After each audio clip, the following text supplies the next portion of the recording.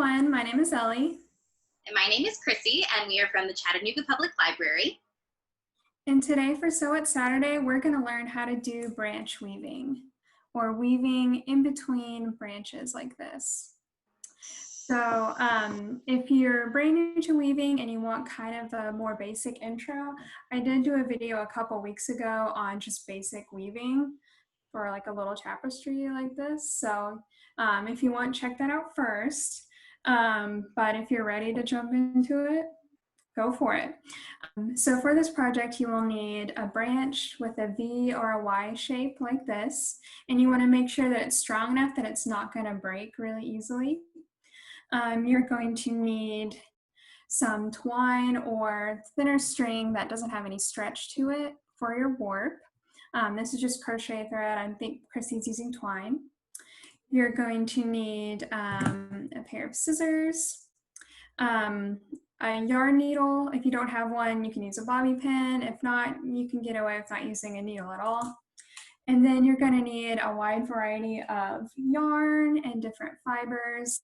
You can even get creative and use something like lace or fabric scraps, anything that you can think of to kind of weave in between our warp. Awesome. All right. Well, I think I've got all of my supplies gathered, so I'm ready to get going. So I'm so excited. Yay. Awesome. So we're going to begin by adding the warp to our branch. If you've never woven before, the warp is the strands that you add first that we're going to be weaving in between.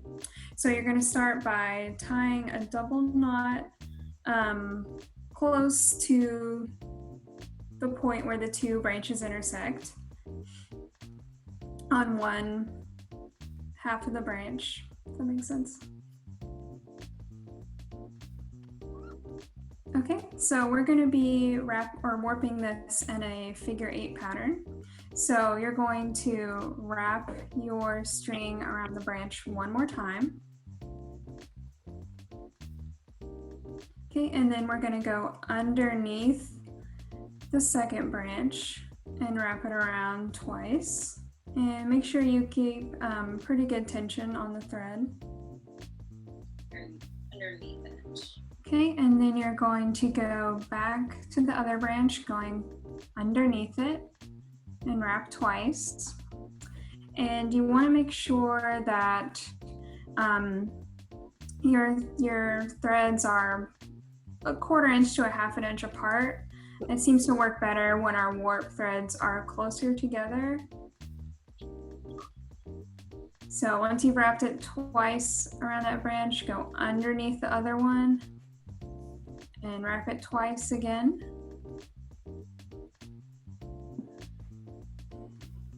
And we're just going to follow this pattern until we get as much of a warp as we want.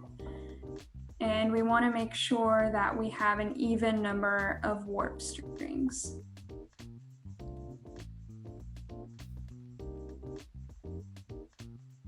I'm going to decide like how far up I want this to go.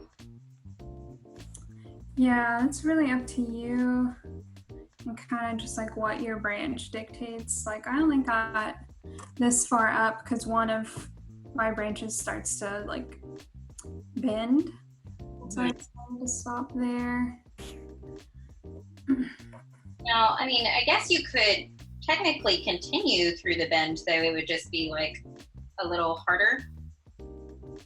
Yeah, I guess it would just like curve the weave. Curve the weave. Mm-hmm.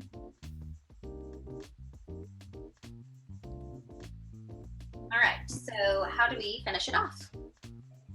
So cut your string free from the main part with a good sized tail, and then you're just gonna tie 2 knots around the very last warp string.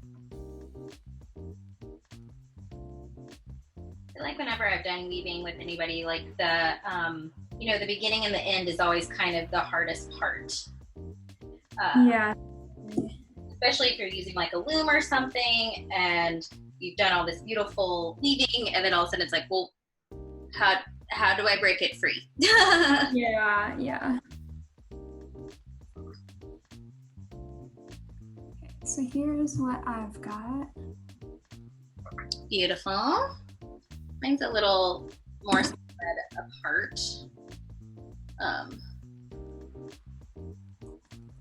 A lot more spread apart, which I was trying to stick to like the sizing and then I got a little off, but you know what? If it doesn't work, I'll try again. Yeah.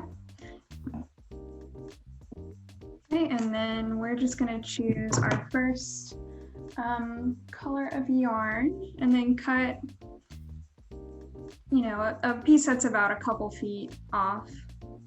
So we have a smaller, more manageable amount to work with. Okay, and then I've got mine threaded through the needle. And then we're just gonna start down here at the base and go over the first strand, under the second, over and under, until you get to the end of your warp. Okay. And this does not need to be tied on. The last time I did it, I just wove in all the ends. Okay. Like I said, as you weave, the crisscross will kind of flatten out and it'll get easier. Perfect. Just want to make sure I'm doing it right.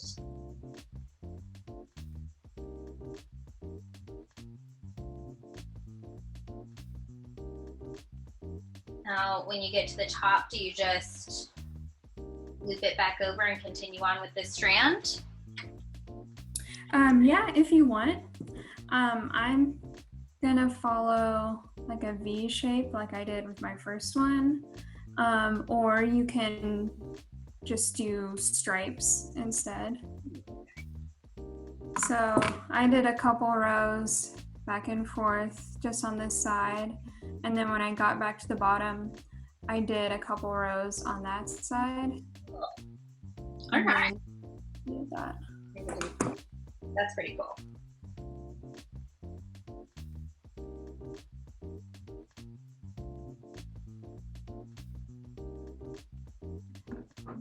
So here are my first 2 rows. And as I add more, all these gaps will disappear. Whenever I change one out, do I need to like tie it to the other, or? I just left tails Mm-hmm. For all of my color changes and then wove them all in at the end, which is a little tedious and annoying, but you know, if you've got a better method, Crissy, I'm open to. Oh, no, I'm following your lead on this one.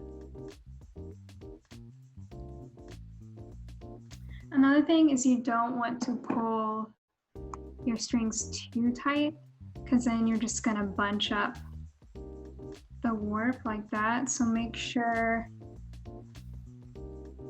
you don't pull too hard as you're doing the next row. Like my thinking face is really intense on this one. Yeah, I tend to like scrunch up my mouth when I'm really concentrating. Like I realized I was doing that at beauty school the other day as I was trying to put in some perm rods. Oh. And I realized that I was really grateful that I was wearing a mask. Mine's a furrowed brow, so unfortunately masks don't cover the furrowed brow.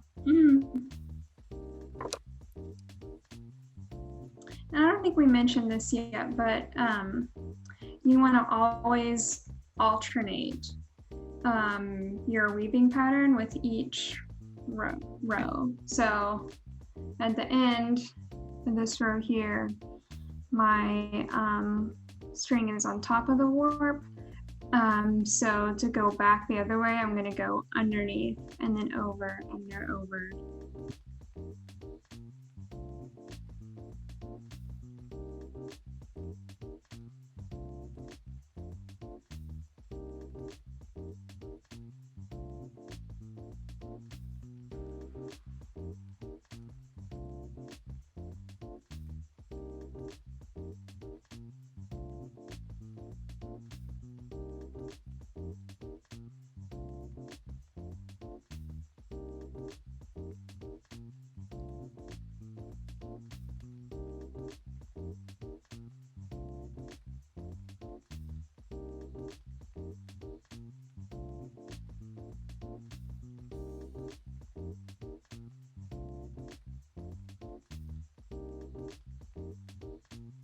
So I've finished my weaving, and I know the colors are kind of blown out, but I filled in all the holes, all the gaps.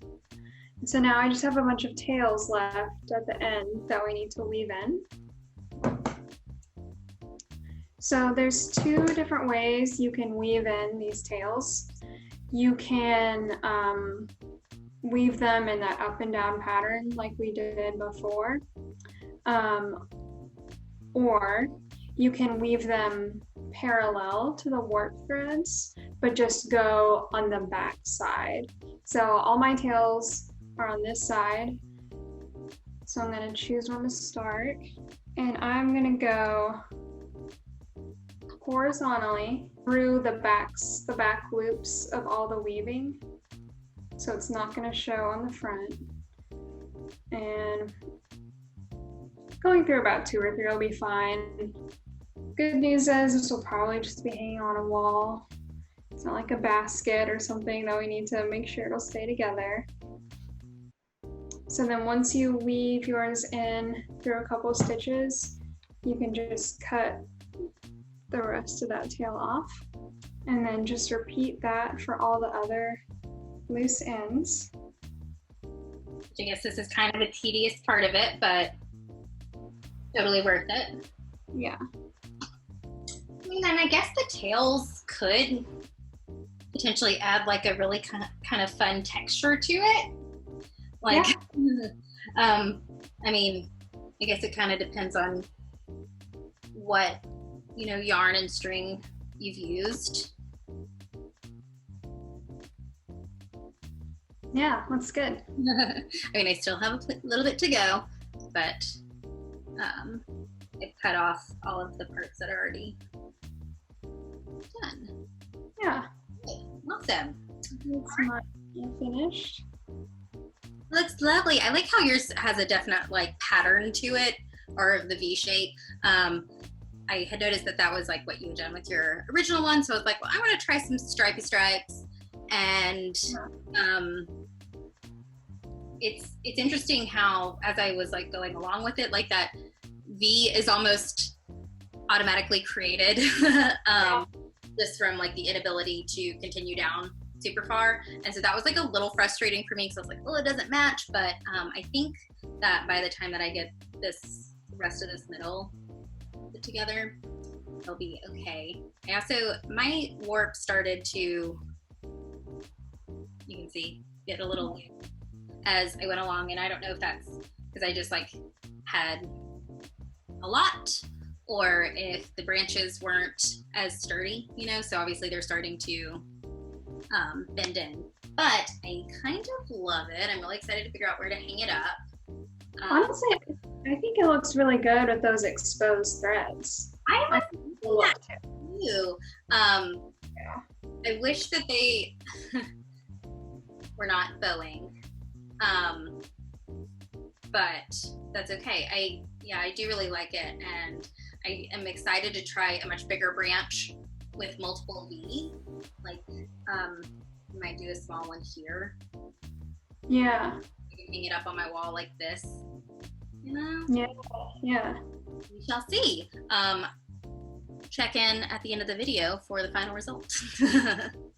All right, well, thank you so much, Ellie, for teaching us this Sew What Saturday craft today. I'm so excited and hope that everyone at home had an awesome time doing it. And if you did the craft, please take a picture of it and tag us on Facebook or Instagram.